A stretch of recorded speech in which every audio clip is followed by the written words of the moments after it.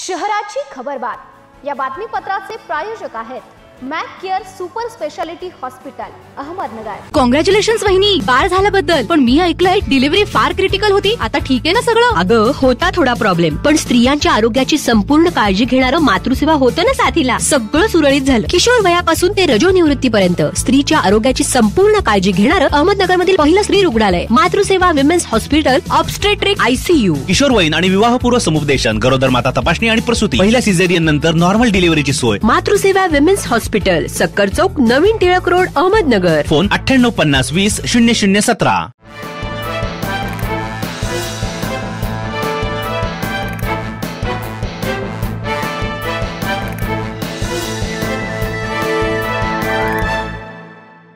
नमस्कार, मी मानसी, न्यूज 24 सह्याद्रीमध्ये तुमचं स्वागत। पाहूयात नगर शहरातील महत्त्वपूर्ण बातम्यांचा आढावा शहराची खबरबातमध्ये।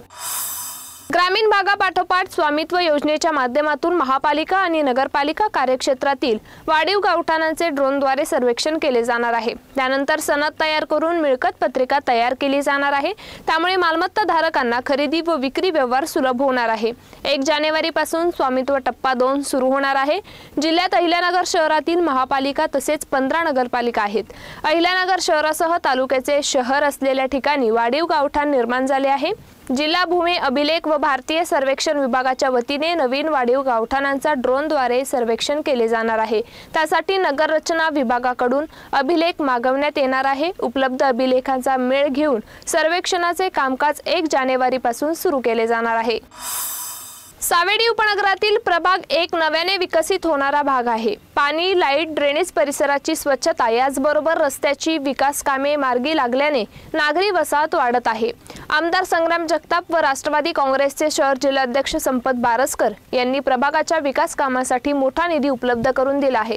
त्यामुळे विकास कामे मार्गी लागत असून विस्तारित नागरी वसाहतीला मूलभूत सुविधा देणार असल्याचे प्रतिपादन माजी नगरसेवक डॉक्टर सागर बोरुडे यांनी केले।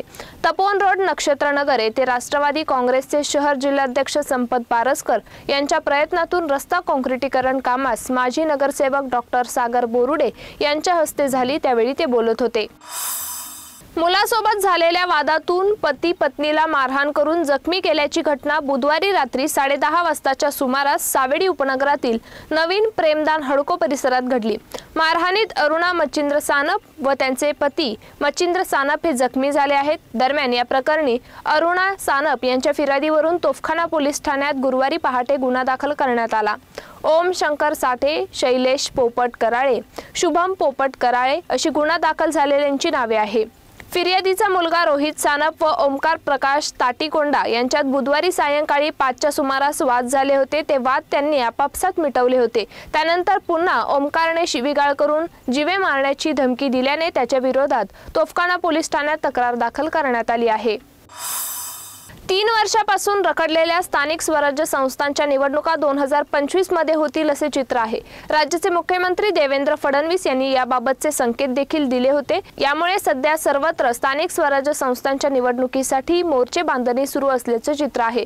दरम्यान केडगावचा बालेकिल्ला पुन्हा परत मिळवून 8 विरुद्ध 0 करण्यासाठी संदीप दादा कोतकर विचारमंच पुन्हा ऍक्टिव्ह झाल्याचे समोर आलं आहे। कोतकर यांच्या कार्यकर्त्यांच्या माध्यमातून केडगावमध्ये घरोघरी जात मतदार नोंदणी काम सध्या सुरू असल्याचे चित्र आहे। डिसेंबर आणि जानेवारी महिन्यात मकर संक्रांतीच्या सणानिमित्त देशभरात पतंग उडवण्याची स्पर्धा रंगते। मात्र या पतंगबाजीसाठी वापरला जाणारा नायलॉनचा मांजा अनेकांसाठी जीवघेणी ठरतोय। तर या मांजामुळे अनेकांना कायमचं अपंगत्व आलंय। त्यामुळे सरकारने नायलॉन मांजावर बंदी घातली। मात्र त्यानंतरही दुकानदारांकडून नायलॉन मांजाचा सर्रास वापर केला जातोय।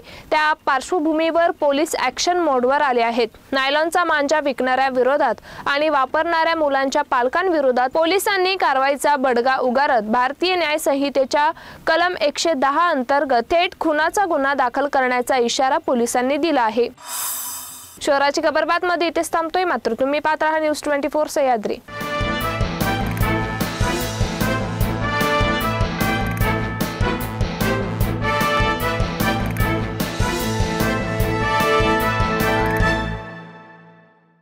शहराची खबरबात या बातमीपत्राचे प्रायोजक होते Mac care super speciality hospital Ahmednagar.